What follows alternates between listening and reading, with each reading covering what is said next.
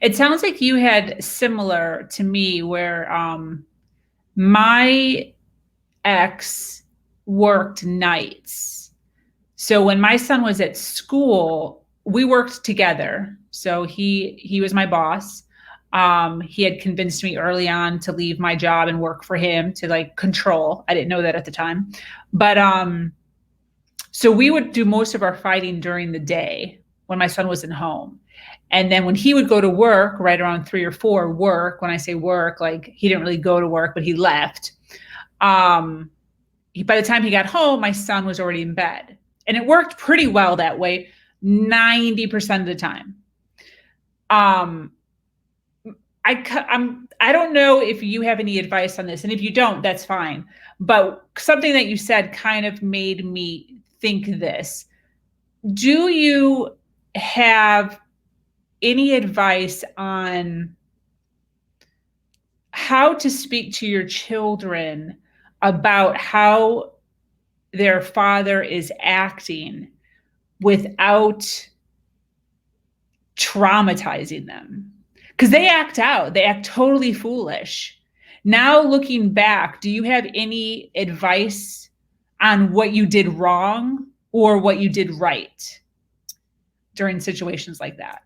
I have too many times where I'd always say, I don't know.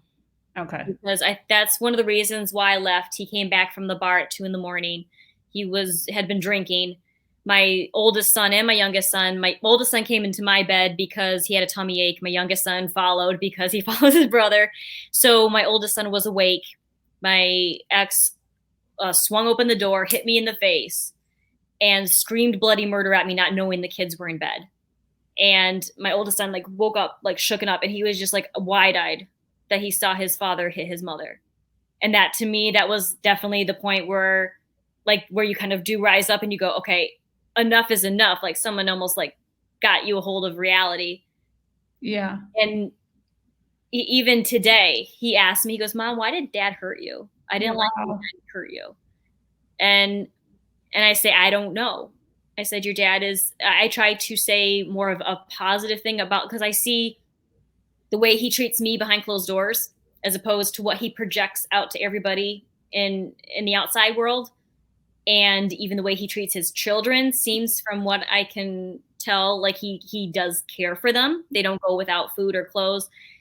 I just say, like, your dad loves you, and that's important to your mom, that your dad does love you. It's difficult when you're dealing with a narcissistic ex or partner that they are so full of themselves that they want to be almost absent completely from their children's life. That is really difficult. I pray a lot. And like, I come from a Christian background. I do believe in God. I believe in some kind of higher power in this universe. But I think there's sometimes I just don't know what to say to my kids, except that I don't think that you should down talk your ex or down talk your partner to your children, because I agree. My parents went through divorce on and on throughout my whole childhood. There was 5 kids in my family, so I was like the oldest and like taking care of everybody, doing that.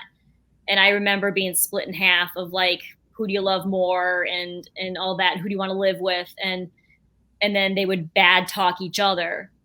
And I know how much damage that caused me, because when you have your parents, if they want to be in your life, you're like, well, I love both parents, I can't choose. For different reasons you love them, and I don't want that for my kids. I don't want them. I want them to see in the same. I don't want them to see like the worst sides of their dad.